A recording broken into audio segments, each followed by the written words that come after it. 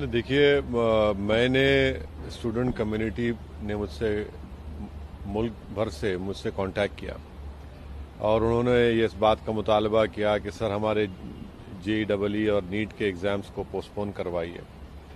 मैंने उनसे कहा कि मैं तो ज़रूर आपके साथ खड़ा हूं क्योंकि मैं जानता हूं कि बड़ा मुश्किल काम है।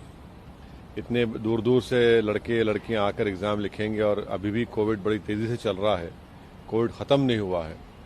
तो मैंने अपनी बात को रखा है, सरकार से इस बात का डिमांड किया है कि वो JEE और नीट के एग्ज़ाम्स को वो उसको पोस्टपोन कर दें, मगर मुझे यकीन है कि सरकार इस बात को कबूल नहीं करेगी। इसीलिए स्टूडेंट्स को तैयार रहना चाहिए क्योंकि सरकार जो गरीब आवाम, जो बच्चे बच्चियां हैं तकालीफ में है, उसकी उनको फिक्र ही नहीं है। और जब हम पार्लियामेंट अगर जब होने जा रहा है तो मीडिया कह रही है कि पार्लियामेंट हम एक दूसरे के बाजू नहीं बैठ सकते, थोड़े अंदर बैठेंगे, थोड़े बाहर बैठेंगे, थोड़े लॉबी में बैठेंगे। भाई जब MPs एक साथ नहीं बैठ सकते तो फिर कैसे आप इन बच्चों को एग्जाम लिखाएंगे?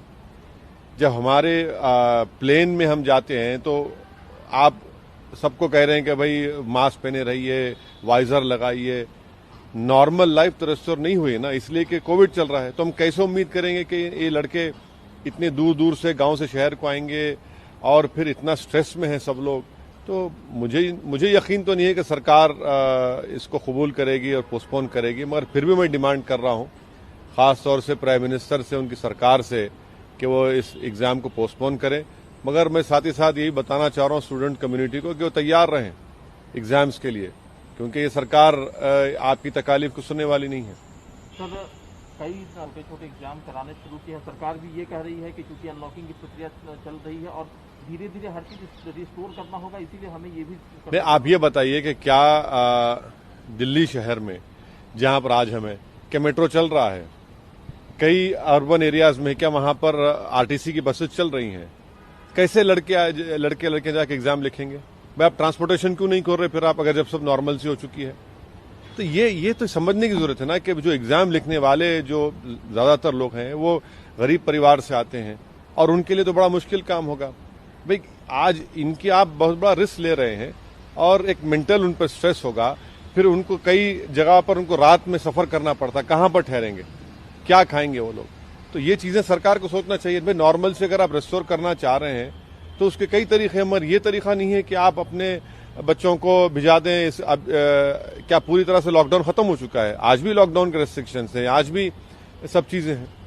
सर, कांग्रेस पार्टी में लगातार सवाल उठ रहा है, खुद उनके लीडर सवाल उठा रहे हैं। आपने ट्वीट करके भी अपनी बात रखी है, खासतौर से गुलाम नबी आजाद साहब पर जिस तरह से कुछ हमला किया गया, आपका क्या कहना है सर? देखिए, किसी पार्टी के अंदरूनी मामलात में मुझे शौक नहीं है कि उनके पार्टी में, किसी पार्टी में कुछ होता है तो उनके इंटरनल मैटर्स पर कुछ तबसरा करूं, कमेंट करूं। मगर जब गुलाम नबी आजाद साहब जो पिछले 45 साल से कांग्रेस पार्टी से वाबस्ता हैं, वो हर बार जब कभी हैदराबाद आते तो मुझ पर और मेरी पार्टी पर इल्जाम लगाते कि आप बीजेपी का साथ दे रहे हैं, बीजेपी की बी टीम है। आज उन्हीं के पार्टी के राहुल गांधी ने उन पर यह कहा है कि आपने लेटर पर साइन करके, लेटर लिखकर आपने बीजेपी का साथ दिया। तो अब गुलाम नबी साहब को यह सोचना पड़ेगा कि बीजेपी का साथ तो वो दे रहे हैं, जब उनके लीडर राहुल गांधी उनसे कह रहे हैं कि भाई आप तो बीजेपी का साथ दे रहे हैं। और खुद गुलाम नबी ने मीडिया के सामने आकर मीडिया से कहा और सारी दुनिया से कहा कि अगर मैं बीजेपी से मिला हूं तो मैं इस्तीफा देने तैयार हूं। तो ये साबित हो चुकी है कि अगर आप कांग्रेस पार्टी का अपोज करते हैं, जैसा मैं कर रहा हूं, मैं बीजेपी का भी अपोज कर रहा हूं, मगर क्योंकि मैं कांग्रेस पार्टी का अपोज कर रहा हूं तो कांग्रेस पार्टी मुझे बी टीम कहती है, और उन्हीं की पार्टी में अगर कोई उनकी लीडरशिप को अपोज करता है तो उनको बीजेपी से मिलाया जाता है। तो ये तो सोचना पड़ेगा उन मुस्लिम लीडर्स को जो कांग्रेस पार्टी में अपना वक्त जाय कर रहे हैं कि भाई आज आप पर इल्जाम लग रहा है कि आप बीजेपी का साथ दे रहे हैं, तो कब तक आप ये गुलामी करते रहेंगे कांग्रेस की लीडरशिप की?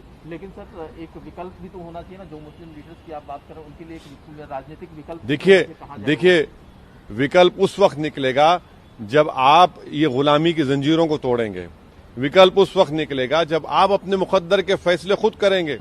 अगर आप किसी की गुलामी करते रहेंगे, सिर्फ इसी के लिए नहीं, कोई विकल्प नहीं। अरे भाई, मंजिल उसको मिलती जो मंजिल की तलाश में निकलता है। आप तो वहीं पर रहकर ये तमाम तौहीन को, इल्जामात को, आपकी बेइज्जती अगर बर्दाश्त करेंगे तो विकल्प कहां निकलेगा? आप निकलिए तोड़कर तो खुद विकल्प और आपके सामने आकर सर झुकाएगा। तो सर आपको लगता है आप ऑफर देंगे कि एमआईएम से जुड़े? नहीं, मैं हरगिज नहीं कहूंगा गुलाम नबी साहब को, वो बड़े सीनियर लीडर हैं, मगर गुलाम नबी साहब को याद दिला रहा हूं कि आपने जिस जबान का इस्तेमाल करके मुझ पर इल्जाम लगाया था, आज वही इल्जाम आपके पार्टी का एक एक्स प्रेसिडेंट आप पर लगा रहा है और आपको ये कहना पड़ रहा है कि मैं रिजाइन करने तैयार हूं। तो उनको सोचना पड़ेगा, उनके कॉन्शियस, उनके जो अगर इनर कॉन्शियस है तो उनको सोचना पड़ेगा, उनको इंट्रोस्पेक्ट करना पड़ेगा कि इतने साल के बाद आज उन पर इल्जाम लग रहा है। तो गुलाम नबी साहब कल मुझ पर और कांग्रेस पार्टी हम पर उंगलियां ना उठाएं। पहले कांग्रेस पार्टी खुद अपने पार्टी में झांक कर देख ले कौन बीजेपी का साथ दे रहा है। सर एक आखिरी सवाल है सर, तरह से मेन जो मुख्य विपक्षी दल है संसद में, उनमें इस तरह की अंदरूनी कला और जो सीनियर लीडर्स हैं उन पर जो है इस तरह के इल्जामात लग रहे हैं, तो क्या आपको नहीं लगता कि जो अपोजिशन की आवाज है जो पहले से ही कमजोर है वो और कमजोर हो जाएगी? नहीं, कांग्रेस की वजह से तो मोदी 2 बार प्रधानमंत्री बने हैं ना, तो कांग्रेस की वजह से ही बने हैं। अगर वो लोग सही काम करते तो मोदी 2014 में क्यों जीतते? अगर वो अपोजिशन का सही रोल निभाते तो 2019 में उनकी 50 सीटें क्यों आती और इतने उनके एमएलए क्यों बीजेपी में भाग रहे हैं? तो इनकी कमजोरी है, इनकी गलती है, जिसका रास फायदा बीजेपी को मिल रहा है। नरेंद्र मोदी की सबसे बड़ी ताकत तो कांग्रेस पार्टी बनी हुई है और उनकी लीडरशिप बनी हुई है।